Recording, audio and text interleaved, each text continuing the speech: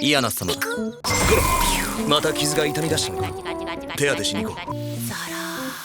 出てって。そんな過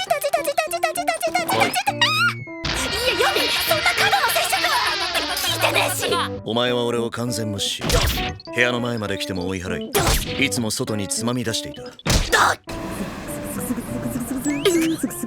飲めば一瞬ですよ。毒ではありません。見ないでくださいよ。昨日俺をいじったバスだ。